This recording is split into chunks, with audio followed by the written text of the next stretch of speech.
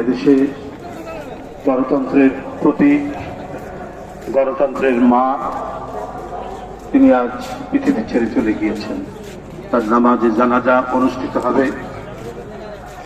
সারা বাংলাদেশ আজকে মানিক মিয়া এভিনিউ এবং জাতীয় সংসদের দক্ষিণ প্লাজায় সমাবেত হয়েছে।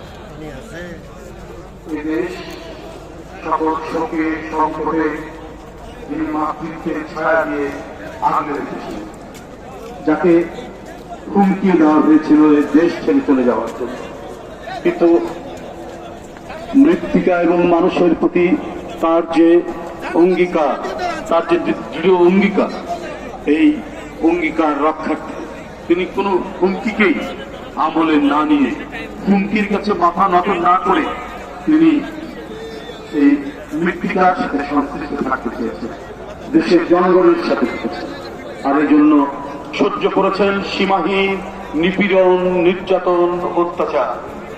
6 বছর কারান্তরে। এর আগে বারবার 80-র দশকে তাকে গৃহবন্দী করা হয়েছে, তাকে দরজা ভেঙে গ্রেপ্তার করে থানায় নিয়ে যাওয়া হয়েছে, কিন্তু আদর্শের প্রশ্নে তিনি মাথা নত। রাজনীতি মানেই যে জনগণের প্রতি প্রদত্ত ওয়াদা রক্ষা করতে হয়, এটা শিখিয়েছেন দেশনেত্রী বেগম খালেদা জিয়া।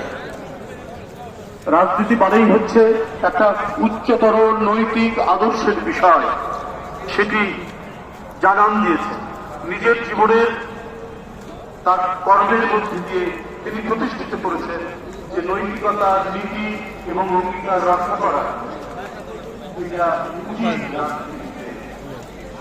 তিনি তার জীবনের প্রতিটি করেন। তিনি জীবনের নানা সংকটের মধ্যেও তিনি সেই আদর্শটিকে প্রতিষ্ঠিত করেছেন। এদেশের স্বাধীনতা যুদ্ধের